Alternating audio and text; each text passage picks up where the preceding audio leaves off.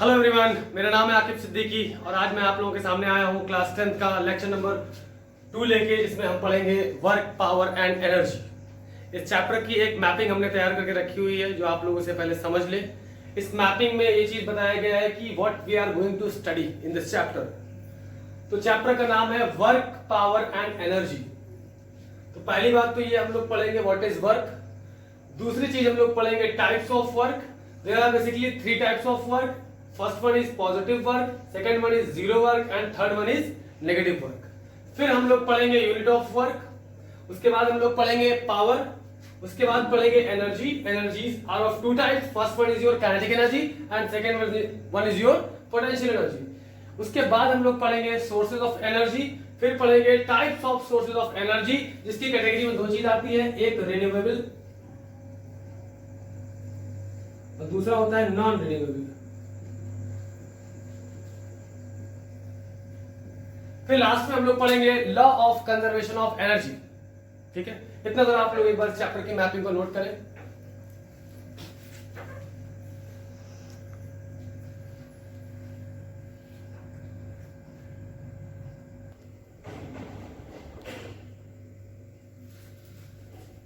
हाँ, तो स्टूडेंट्स अब हम लोग पढ़ेंगे वर्क एंड वर्क डन के बारे में। वर्क हम लोग डेली लाइफ में दिन भर करते हैं। ठीक है, मतलब अगर मान लीजिए हम यहाँ पे कुछ लिख भी रहे हैं, जैसे मान लीजिए वर्क लिख रहे हैं, तो वर्क एक ऐसा फिजिकल पैरामीटर है जिसमें फोर्स और डिस्प्लेसमेंट दोनों होता है। मतलब ये कि अगर हमने किसी ऑब्जेक्ट पे फोर्स लगाया और वो ऑब्जेक्ट वो फोर्स जो फोर्स हम लगा रहे हैं वो सारे फोर्सेस को रेजिस्ट करके उस बॉडी को आगे मूव करा दे रहा है, तो that is called as your work. फिर बात आती है व्हाट इज वर्क डन। तो ये दोनों सेम ही पैरामीटर हैं। वर्क का मतलब क्या है? मतलब वर्क डन हो रहा है, मतलब कोई भी काम हो रहा है, दैट इज अंडर प्रोसेस। ठीक है, तो हम लोग समझेंगे कि वर्क डन का पहला फॉर्मूला क्या होता है। Work done is equals to force into component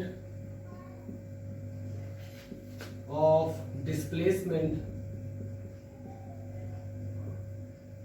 in the direction of force।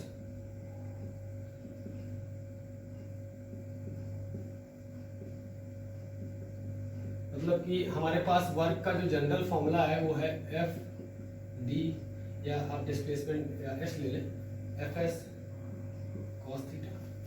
जैसे मान लीजिए कि कोई ऑब्जेक्ट एक हमारे पास ये है, एक इंक्लाइंड प्लेन है, इसका एंगल क्या है? थीटा है। एक कोई ब्लॉक ऑफ मास एम यहाँ पे रखा हुआ है और इस पे हम ऐसे फोर्स लगाएंगे। तो एक बात हमें बताइए कि फोर्स जब ऐसे लगाएंगे तो डिस्प्लेसमेंट कहाँ होगा? इसको पार तो कर नहीं जाएगा, ऑब्वियसली ये यहाँ पे आ जाएगा। ठीक है, अब मान लेते हैं ये डिस्टेंस हमारी डिस्प्लेसमेंट कितना हुआ है? S। तो अगर इसका बेस कंपोनेंट क्या बनेगा? S cos थीटा, और ये क्या बनेगा? S sin theta. ये थोड़ा सा आप लोगों के लिए नया है। जैसे मान लीजिए एक छोटा सा एग्जांपल कि मान लीजिए कोई चीज इधर लग रही है, मान लो कोई फोर्स लग रहा है एग्जांपल, और वो बेस से कितना एंगल इंक्लाइंड है? थीटा। तो याद रखिएगा हमेशा बेस वाला कंपोनेंट F cos थीटा बनता है और परपेंडिकुलर वाला F sin थीटा। और जो चीज थीटा से जुड़ा होगा वो क्या बनेगा आपका? F cos theta. जो थीटा से नहीं जुड़ा होगा that will be your F sin theta.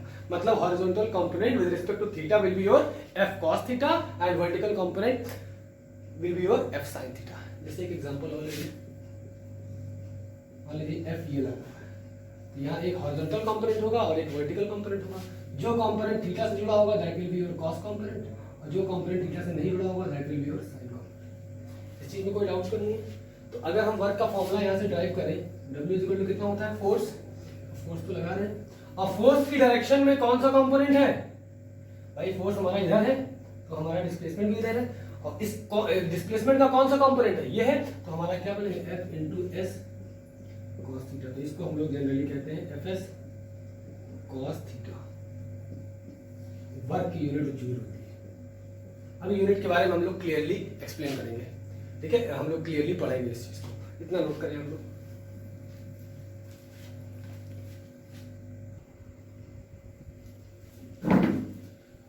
अब नेक्स्ट फॉर्मूला हमारे पास वर्क का क्या है? Component of force in the direction of displacement multiplied by the displacement. इसके जस्ट पहले हमने जो फॉर्मूला पढ़ा उसमें उल्टा था, force multiplied by the component of displacement multiplied by the force. मतलब कि डिस्प्लेसमेंट का कंपोनेंट किसके डायरेक्शन में, फोर्स के डायरेक्शन में पढ़ा था। अब क्या पढ़ रहे हैं, फोर्स का कंपोनेंट डिस्प्लेसमेंट के डायरेक्शन में। मतलब ये कि हमारा फोर्स किसी एंगल पे लग रहा है। अक्सर बच्चे लोग छोटी सी चीजों में थ्रेड बांध के, आप लोग तो शायद नहीं करते होंगे, लेकिन कभी गांव वगैरह जाओ तो वहां क्या होता है, छोटे से बच्चे किसी ऑब्जेक्ट में ऐसे थ्रेड बांध के उसको खींचते रहते हैं। तो इसका डिस्प्लेसमेंट क्या होता है, मान लीजिए यहाँ पे आ गया ऑब्जेक्ट, हॉरिजॉन्टल डिस्प्लेसमेंट हो रहा है, मान लेते हैं कि हमारा डिस्प्लेसमेंट क्या है, एस। तो हम फोर्स के दो कंपोनेंट बनेंगे यहाँ पे हमारे, एक तो ये बेस वाला थीटा से जुड़ा हुआ क्या बनेगा, कॉस कंपोनेंट, और थीटा से नहीं जुड़ा हुआ क्या बनेगा, मतलब वर्टिकल कंपोनेंट क्या बनेगा, मतलब कि हमारा यहाँ से वर्क डन क्या बनेगा, component of force in direction of displacement. तो डिस्प्लेसमेंट क्या हो रहा है, एक्स एक्सिस में हो रहा है, राइट साइड में हो रहा है, हॉरिजॉन्टली हो रहा है, तो ये कंपोनेंट क्या बनेगा आपका, F cos theta into multiplied by displacement मतलब एस। यहां से ये भी बन गया एफ एस कॉस थीटा जी। ठीक है, इस चीज को आप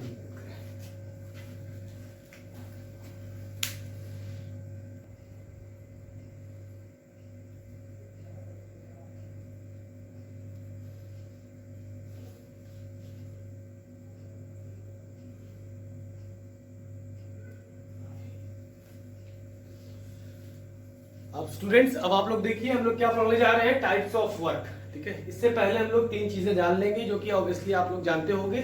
cos 0 डिग्री की वैल्यू क्या होती है, 1 होती है। cos 90 की वैल्यू क्या होती है, 0। और एक ये आप लोगों के लिए नई वैल्यू है, cos 180 की वैल्यू कितनी होती है, -1।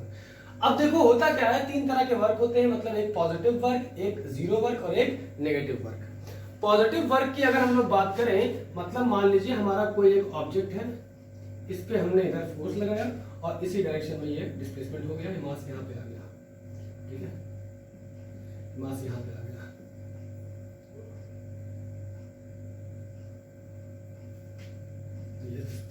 तो यहाँ पे फोर्स भी है, डिस्प्लेसमेंट भी है, तो W इक्वल टू क्या हो जाएगा, F S cos थीटा। अब एक बात बताइए, जहां पे जिस डायरेक्शन में डिस्प्लेसमेंट हो रहा है उसी डायरेक्शन में फोर्स हो रहा है, दो पैरेलल चीजों के बीच में मान लीजिए फोर्स लग रहा है हमारा और इसी डायरेक्शन में डिस्प्लेसमेंट हो रहा है, थीटा कितना हो जाएगा, 0 डिग्री। तो cos ऑफ 0 डिग्री कितना कर देंगे यहाँ पे, मतलब कि आपका ये क्या हो जाएगा, Fs, मतलब फोर्स इनटू डिस्प्लेसमेंट। ये this is the example for your positive work. फिर बात आती है जीरो वर्क की, फिर बात आती है जीरो वर्क की। मान लीजिए कि आपका फोर्स इधर लग रहा हो, ठीक है, और डिस्प्लेसमेंट आपने इधर किया हुआ है, मतलब फोर्स आपका इधर है और डिस्प्लेसमेंट इधर है, इधर है ऊपर की तरफ, मान लीजिए ऐसा है आपका। ठीक है, तो यहाँ पे थीटा कितना हो जाएगा, 90 डिग्री, मतलब W is equal to F S cos 90 degree, मतलब कि W is equal to cos 90 कितना होगा, 0। तो ये क्या हो गया, 0 वर्क। ठीक, फिर बात आती है आपके नेगेटिव वर्क की। तो याद रखिएगा, वर्क डन अगेंस्ट ग्रेविटी। ठीक है, ग्रेविटी के अगेंस्ट में किया हुआ वर्क, मतलब कि आप किसी ऑब्जेक्ट को ऊपर की तरफ फेंक रहे हो, मतलब उसका डिस्प्लेसमेंट इधर हो रहा है, ऊपर की तरफ हो रहा है, और उसको ग्रेविटेशनल फोर्स नीचे की तरफ खींच रहा है, mg। किसी भी ऑब्जेक्ट पे लगने वाला फोर्स क्या होता है, फ्री फॉलिंग, या किसी भी ऑब्जेक्ट को ऊपर आपने फेंका, मान लीजिए इसे हम ऊपर फेंकते हैं तो इसे अर्थ अपनी तरफ अट्रैक्ट करेगी, और किस फोर्स से अट्रैक्ट करेगी, that will be your mg। ये एंगल 180 डिग्री है, तो आपका W इज इक्वल टू क्या होता है, एफ एस कॉस थीटा, मतलब कॉस ऑफ 180 डिग्री, मतलब W इज इक्वल टू आपका क्या बनेगा, एफ एस, और कॉस 180 की वैल्यू -1, तो W इज इक्वल टू क्या हो जाएगा, -fs। तो यहाँ से क्या समझ में आ गया आपका, this is the example for negative work done. That means कि work done against gravity is called as your negative work done. ठीक है, इसे नोट करें।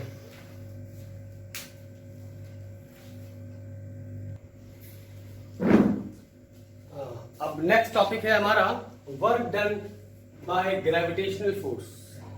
मान लेते हैं किसी बिल्डिंग, एच हाइट की बिल्डिंग है, और उससे कोई मान लीजिए m मास का ऑब्जेक्ट हम नीचे की तरफ ड्रॉप कर दिया सिंपली, और वो ऑब्जेक्ट ऑब्वियसली नीचे आ गया बेस सरफेस पे हमारे। तो ऑब्वियसली यहाँ पे gravitational force is responsible for the body to come to the ground, ठीक है, मतलब बॉडी को ग्राउंड तक लाने के लिए कौन सा फोर्स रिस्पॉन्सिबल है? आपका ग्रेविटेशनल फोर्स। मतलब कौन सा फोर्स लग रहा होगा यहाँ पे? mg लग रहा है किसी ऑब्जेक्ट पे, और ये कितनी हाइट ट्रेवल कर रहा है? h height. तो work done is equal to कितना होता है? मतलब नीचे की तरफ फोर्स भी लग रहा है, मतलब आपका फोर्स का डायरेक्शन नीचे है और डिस्प्लेसमेंट भी नीचे है। तो थीटा कितना हो गया बेटा? थीटा आपका क्या हो जाएगा? 0 degree, because the direction of force and direction of displacement is same. तो थीटा 0 में w इक्वल कितना होता है? fs, मतलब फोर्स कितना लग रहा है? fs cos थीटा होता है। फोर्स किसी फ्री फॉलिंग ऑब्जेक्ट पे कितना लगता है? mg। डिस्प्लेसमेंट कितना है? h है, मतलब बिल्डिंग की हाइट है पूरी, और एंगल कितना है? 0, मतलब cos ऑफ 0। कितना आ जाएगा? mgh, मतलब w इक्वल टू कितना हो गया? Mass into gravity into height. तो इसे नोट कर ले आप लोग।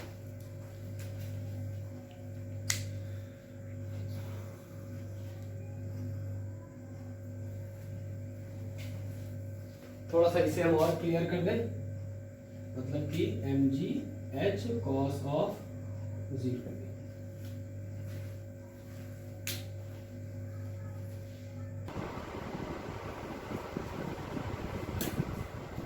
हाँ, तो स्टूडेंट्स वर्क डन की डेफिनेशन यहां से क्या बनी कि work is said to be done when the force applied on a body makes it move. मतलब किसी भी बॉडी पे अगर फोर्स अप्लाई किया गया और that force is that much sufficient so that it makes the body move. मतलब कि अगर हम इस बोल्ट पे फोर्स लगा रहे हैं और अगर यहाँ पे डिस्प्लेसमेंट नहीं हो रहा है, तो दैट मीन्स कि अगर भले ही हमारी एनर्जी जा रही हो, एनर्जी लग रही हो, लेकिन जरूरी नहीं है कि जहां पे एनर्जी लगे वहां पे वर्क हो ही जाए। मतलब जब तक वो बॉडी का डिस्प्लेसमेंट नहीं होगा, there will be no work done. ठीक है, तो वही बार बार कह रहा है क्लियरली कि work is said to be done when the force applied on a body makes it move. That means the body gets displaced, मतलब अपनी जगह से, तो एक जगह से दूसरी जगह चली जाए। ठीक है, फिर बात आती है वर्क डन का जनरल फॉर्मूला। अगर हम लोग देखें तो क्या होता है? Force into displacement. General formula मान लेते हैं कि हमारा डायरेक्शन ऑफ डिस्प्लेसमेंट वही है जो डायरेक्शन ऑफ फोर्स है, मतलब हमारा ये fs cos ऑफ 0 डिग्री। तो w हमारा क्या बनेगा? s ले लो, d ले लो, तो चलो s ले लेते हैं। fs cos ऑफ 0 डिग्री मतलब fs, क्योंकि cos 0 कितना होता है? 1। अब अगर हम बात करें यूनिट ऑफ वर्क की,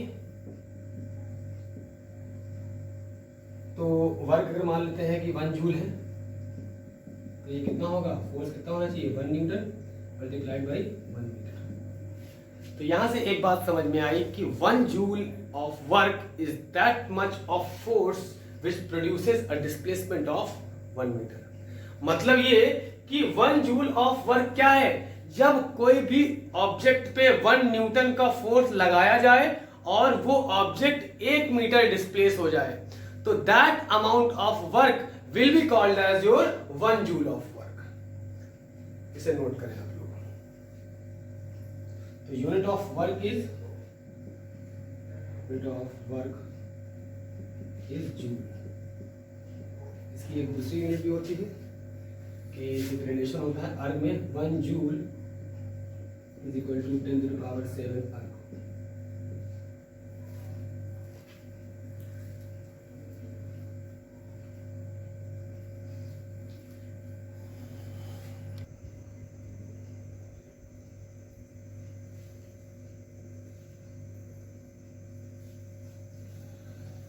तो हमें एक बात क्लियर हो गई कि एसआई यूनिट क्या है वर्क की? जूल, और सीजीएस यूनिट क्या है? अर्ग। और इनके बीच का रिलेशन बता दिया हमने। इस चीज को जरा हम लिख लें कि 1 joule of work is the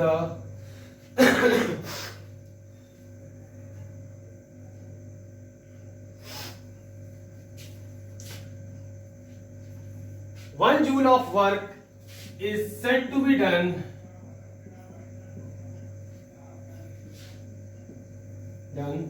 when a force of 1 Newton displaces a body through 1 meter.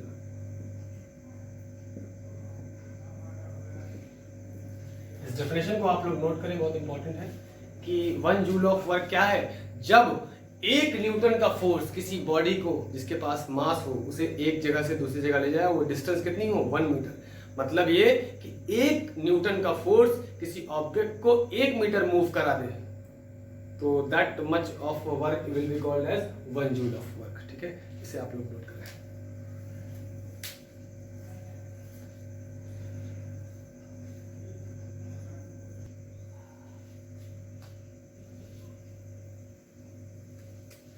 अब आपका नेक्स्ट टॉपिक है power, denoted by the letter P। बहुत सिंपल सी चीज है, मतलब कि अगर मान लीजिए कोई एक लेबर है और वो 1 घंटे में 50 ईंटों को एक जगह से दूसरी जगह ले जाता है, ठीक, और दूसरा लेबर है जो कि आधे घंटे में 50 ईंटों को एक जगह से दूसरी जगह ले जाता है, तो ज्यादा पावरफुल कौन हुआ? वही जो आधे घंटे में लेके जा रहा है, क्योंकि हमारा नंबर ऑफ ब्रिक्स तो सेम है, नंबर ऑफ ईंटें जो है सेम है। तो यहाँ पे क्या चीज मैटर कर रहा है? That is time. जितना कम टाइम लगेगा, कोई भी इंसान जितने कम टाइम में जितना ज्यादा काम करेगा, तो कहा क्या जाएगा? यही कहा जाएगा ना कि भाई उसके पास ज्यादा पावर है। तो वही चीज है कि यहाँ से एक चीज समझ में आई कि जितना ज्यादा पावर उतना ही काम करने में कम वक्त लगेगा। ठीक है, तो यहाँ से एक चीज समझ में आई कि पावर क्या है? Rate of doing work is called as power। मतलब कि power is equal to work upon time। मतलब एक बात यहां से क्लियर हो गई कि जिस भी पैरामीटर के नाम के आगे रेट लग जाए, that means that quantity will always be divide by time. मतलब जैसे कि वेलोसिटी क्या है आपका, जैसे देखिए वेलोसिटी क्या है? Rate of change of position या rate of change of displacement. मतलब देखिए that parameter is divide by time. आपका एक्सेलरेशन क्या है? Rate of change of velocity, मतलब that parameter is divide by time. तो एक बात हमेशा आप लोग याद रखिएगा कि जो भी पैरामीटर के आगे रेट लग जाए, that parameter will always be divide by time. उस पैरामीटर में टाइम का डिवीजन जरूरी हो जाता है। अगर इसकी बात करें यूनिट की, यूनिट क्या बनेगी? वर्क कितनी होती है? जूल। टाइम क्या होती है? सेकंड। मतलब यहां से एक चीज समझ में आई कि यूनिट ऑफ पावर इज, मतलब इसको हम लोग कह सकते हैं जूल पर सेकंड। लेकिन यूनिट ऑफ पावर क्या है? जूल पर सेकंड या सेकंड इनवर्स, या इसे कहते हैं वॉट। ठीक है, मतलब that is denoted by the letter W। Unit क्या है? वॉट। अब बहुत सारे नोटेशंस हैं, मतलब 1 हॉर्स पावर,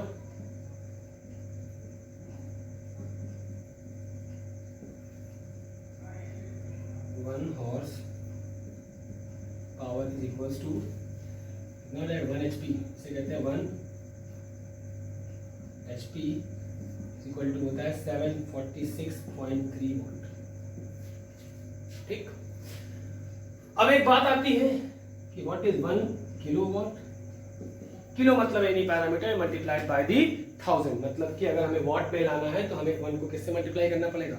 1000 से। दैट मींस कि 1 into 1000 वॉट्स, मतलब 1 kilowatt is equals to 10 to the power 3 watt.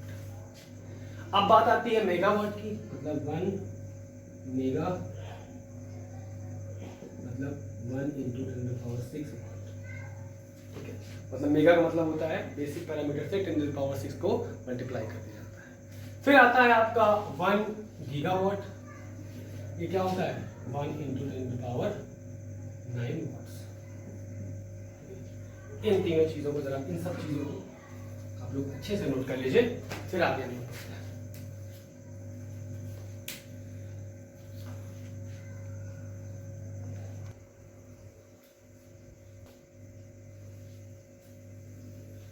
अब हमारा अगला टॉपिक आता है एनर्जी। एनर्जी क्या है? Capacity of doing work is called as energy. किसी भी वर्क को करने के लिए जो कैपेसिटी चाहिए होती है, that parameter is called as your energy. अब यहाँ पे हमने एक चीज बनाया है कि वर्क से एनर्जी और एनर्जी से वर्क। इसका क्या मतलब है? एक एग्जांपल लेते हैं कि अगर हमें किसी चीज को एक जगह से दूसरी जगह ले जाना है तो हमें उस पर क्या करना पड़ेगा? ऑब्वियसली फोर्स लगाना पड़ेगा। और फोर्स लगाना पड़ेगा तो वो तो बात की बात है कि भाई वो डिस्प्लेसमेंट होगा। पहले तो फोर्स लगाएंगे, डिस्प्लेसमेंट बाद में होगा। पहले फोर्स लगाया जाता है, फिर डिस्प्लेसमेंट होता है। ये बहुत कॉमन एग्जांपल है। उसमें डिस्प्लेसमेंट हुआ फोर्स, तो हमने क्या किया? वर्क किया। और उस वर्क को करने के लिए हमने क्या इस्तेमाल किया, अपनी एनर्जी को इस्तेमाल किया। तो यहां से एक चीज समझ में आ रही है कि वर्क और एनर्जी आपस में क्या है, इंटर रिलेटेड पैरामीटर्स है। इसीलिए यूनिट ऑफ एनर्जी क्या होती है, वही होती है जो वर्क की होती है। Unit of energy equal to joule. Energy को क्या डिफाइन करेंगे हम लोग, the capacity of doing work is called as energy. ठीक है, मतलब जैसे मान लीजिए कोई ब्लैक स्मिथ है, ब्लैक स्मिथ क्या करता है, ब्लैक स्मिथ जब आयरन को खूब जोर जोर से हिट करता है, तो कभी गौर करिएगा वो चीज, जिस मटेरियल, मान लीजिए ये चीज है, अपना हाथ है, हाथ पे हम बार बार ऐसे से हिट कर रहे हैं, या किसी आयरन के पीस पे हम हैमर को हिट कर रहे हैं बार बार, तो वहां पे हीटिंग इफेक्ट आ जाता है। मतलब हम वर्क कर रहे हैं तो वहां पे क्या हो रहा है, एनर्जी रिलीज हो रही है। समझ रहे हो इस बात को, क्योंकि वर्क और एनर्जी क्या है, आपस में इंटर रिलेटेड है। इसे आप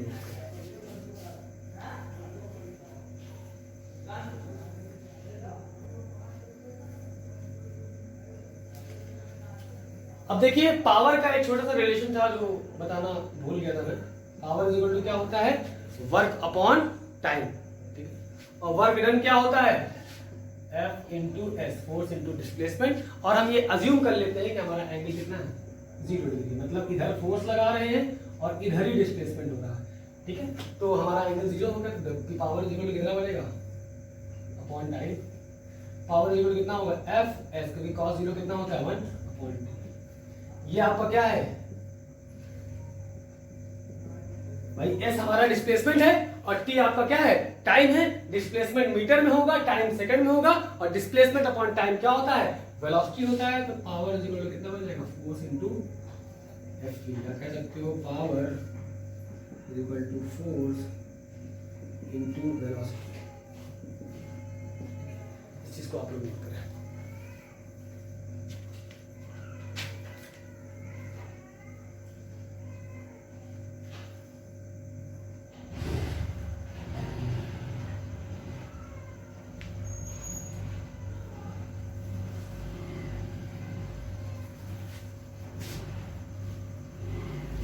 अब हम इसकी यूनिट थोड़ा सा मॉडिफाई करके देखते हैं। एनर्जी की यूनिट क्या होती है, मतलब जैसे पावर इज इक्वल टू आपका क्या है, वर्क अपॉन टाइम। तो वर्क इज इक्वल टू कितना हो जाएगा, पावर इनटू टाइम। और पावर की यूनिट हमने क्या पढ़ी है, वॉट, और टाइम मान लेते हैं हमने आवर में किया है। या एक बार इसको रहने दीजिए, अभी आप लोग इतना नोट करिए।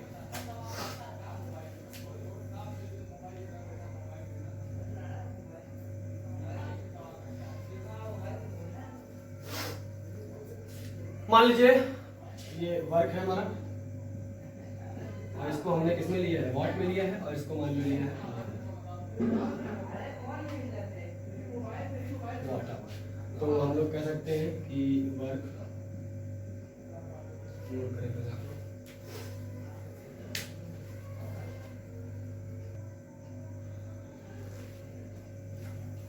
अब अगर हम इस फॉर्मूले से एक एनर्जी की दूसरी यूनिट निकालना चाहें, मतलब another unit of energy is your watt hour. और ये वॉट आवर बनी कैसे है, आप देख सकते हो, पावर इज इक्वल टू क्या होता है, वर्क अपॉन टाइम। तो वर्क इज इक्वल टू कितना हो जाएगा, power into time. Power is measured in what, और टाइम को अगर आप आवर में ले लें तो, क्योंकि टाइम हमारा जनरली सेकंड्स में होता है SI सिस्टम में, लेकिन यहाँ पे हम एक एनर्जी की अलग यूनिट यूज करते हैं, that is called as watt hour, इसलिए यहाँ पे हमने आवर लिया हुआ है। अगर किलो वॉट आवर है तो 1 किलो वाट आवर कितना हो जाएगा, 1000 वॉट्स, क्योंकि जहां पे किलो लग जाता है that is always multiplied by the 1000, या कह सकते हो 10⁻³ वॉट। चीज क्लियर है, इसे नोट करें।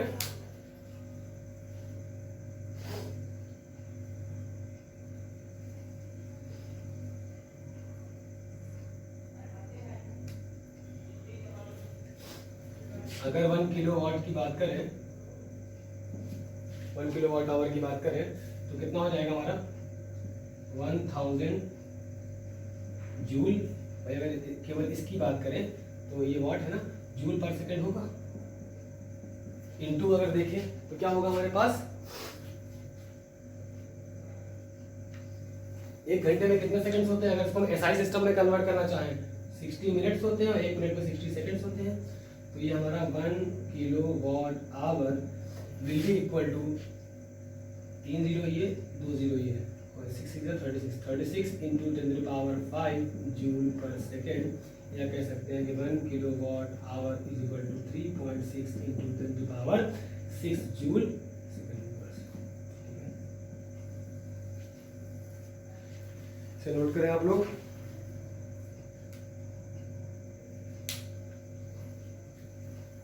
यहाँ पे एक छोटा सा मॉडिफिकेशन है, यहाँ पे सेकंड रहेगा, ये दोनों पावर्स क्या होंगी, ये रेसिप्रोकल में जाएगा तो यहाँ पे ऑलरेडी एस रहेगा ना, तो एस क्या हो जाएगा आपका, कट जाएगा, केवल जूल बचेगा। तो एनर्जी की यूनिट ये थी 1 किलोवाट आवर और दूसरी यूनिट क्या थी, जूल थी, जो कि वर्क के बराबर थी। तो यहाँ से समझ में आया कि दोनों किस तरह से आपस में इंटर रिलेटेड है। इस चीज को आप लोग नोट करें।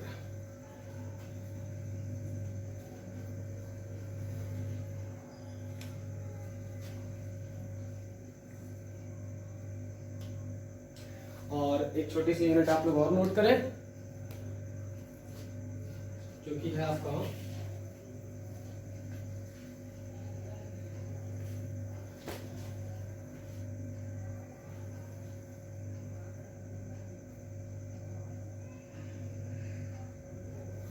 एक यूनिट और है कैलोरी। एक्चुअली हीट से ज़्यादा रिलेटेड होती है, लेकिन हीट भी एक तरह की क्या है, एनर्जी है। तो 1 कैलोरी तो कैल कहा जाता है सीधे, 1 calorie is equal to 4.186 joule, या इसे आप राउंड फिगर में अगर लें तो ये होता है 4.18। ओके, और एक और यूनिट होती है आपकी इलेक्ट्रॉन वोल्ट। तो 1 electron volt is equal to 1.6 into 10 to power -19। कितना नोट करें, एनर्जी का टॉपिक आप